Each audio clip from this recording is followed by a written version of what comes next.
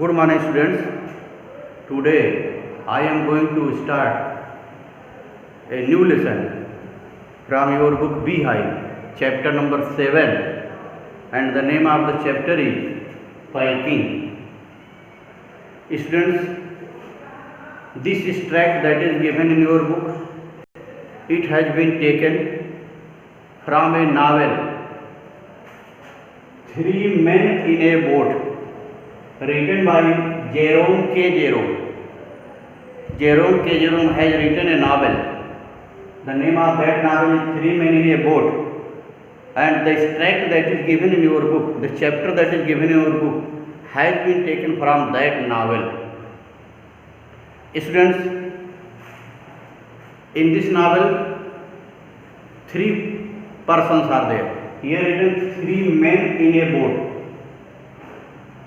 The three men, they were friends. Who were three? Here I have written, see. First, the writer of this novel, Jerome K. Jerome himself is there. And the second person is George, his friend. And third person is Harris. In this way, these three men were going on a boat trip in a river. In that novel it has been given. Which novel? Three Men in a Boat. This novel was written by Jerome K. Jerome. In that novel, there were three men. They had gone on a boat trip. Writer Jerome K. Jerome himself was, and his two other friends were there, George and Harris. So all these three, Jerome K. Jerome is the writer of that novel, and his friend George and Harris, these three men had gone on a boat trip in a river. This chapter has been taken from that novel.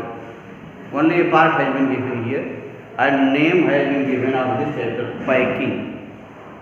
Students, whenever you go on a trip, you pack your materials, luggage. They were also piking. The writer Jerome K. Jerome, his two other friends George and Harris, they were piking the belongings, materials, the things that they were taking with them on that boat trip.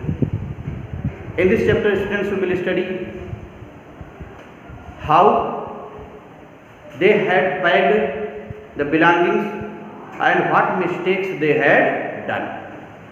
While packing, writer Jerome K. Jerome had also committed mistake in packing, and his two friends also, turn by turn they were packing, and they had all committed mistakes while they were packing.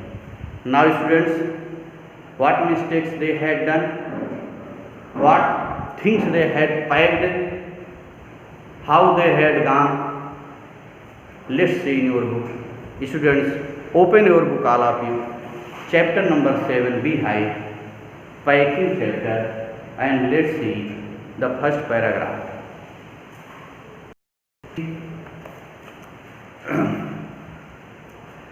I said I would pike.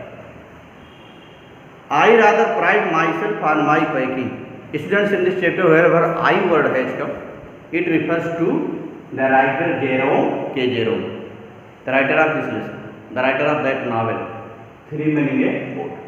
Wherever I word has come here, it refers to Jerome K. Jerome. I said I would pike. I rather pride myself on my piking. While the writer Jerome K. Jerome and his two friends George and Harris, they were piking their belongings, luggage, materials, what they wanted to take with them. They started piking, and first of all, the writer wanted to pike. You see, I said I would pike. Jerome K. Jerome said that he would pike. I rather pride myself on my piking. The writer Jerome K. Jerome was proud of piking. He thought that he was expert in piking. Piking is one of those many things that I feel I know more about than any other person living. He thought that he knew packing, the way of packing more than other person. It surprises me myself sometimes how many such things are there. I impressed the fact upon George and Harris and told them that they had better leave the whole matter entirely to me. While there was matter of packing, Jerome K. Jerome, the writer, told his other two friends, George and Harris, that they should leave him for packing and they should sit there. They fell into the suggestion. Fell into means accepted. Fell into means accepted. Fell into. And they means George and Harris, they accepted the advice of Jerome K. Jerome and they were sitting and the narrator Jerome K. Jerome was packing. See, the suggestion with a readiness that had something uncanny about it. Uncanniness is strange. It was a strange thing about the packing. George spread himself over the easy chair and Harris cocked his legs on the table. George was sitting himself in an easy chair and Harris cocked his legs. Cocked means raised. Cocked means lifted. Harris lifted his leg on the table. Both were sitting and George was packing.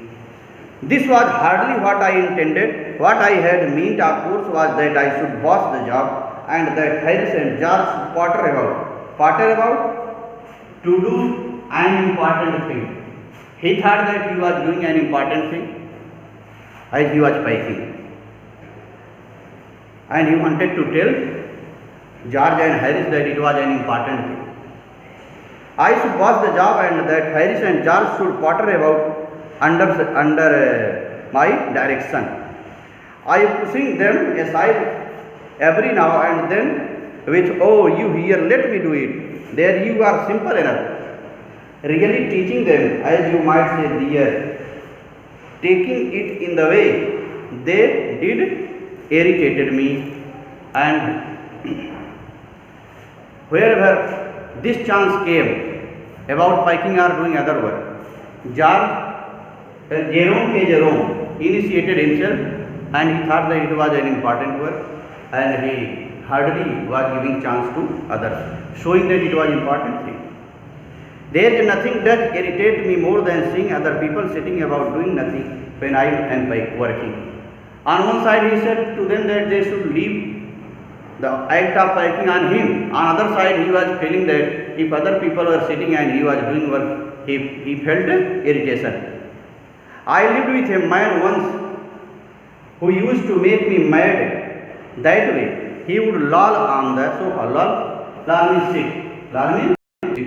Now Jerome K. Jerome, the writer, is saying that once he lived with a man who used to sit and Jerome K. Jerome was working.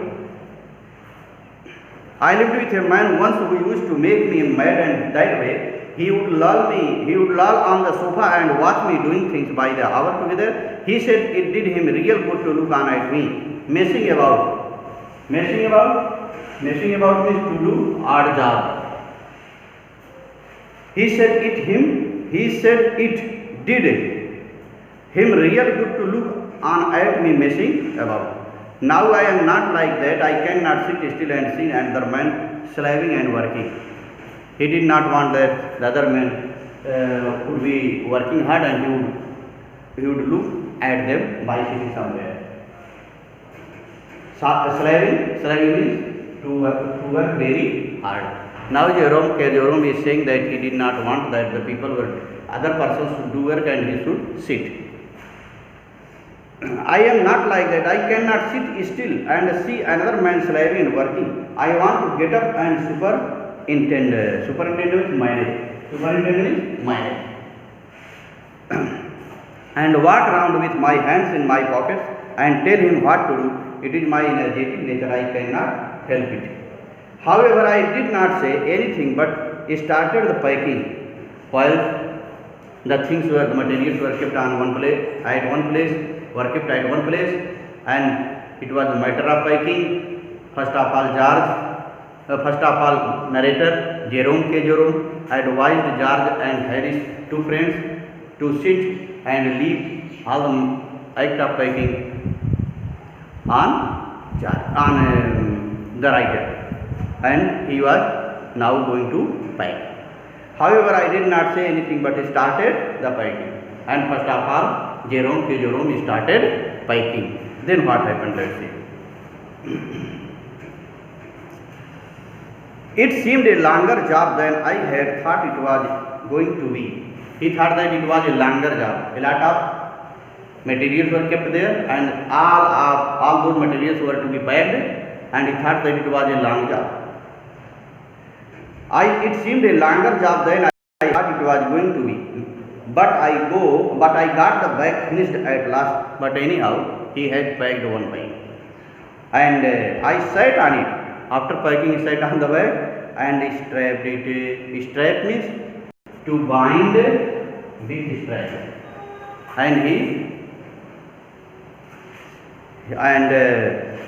he strapped it. He bound that bag with a strap. Yes. Students, today you have studied up to this part, that this chapter packing has been taken from the novel written by Jerome K. Jerome. In this novel, Jerome K. Jerome and his two friends George and Harris, these three men had gone on a boat trip, and in this chapter it had been given, you have studied how they were going to pack the things, the materials that they were taking with them on that trip. And first of today we have studied how Jerome K. Jerome advised those two friends to sit, and he wanted to pack himself the belongings, and at last he packed one bag and he sat on it and he strapped it. Students, these difficult word meanings you have to write in your notebook, and you have to revise up to this part at your home, and then further I will teach you next day. Thank you.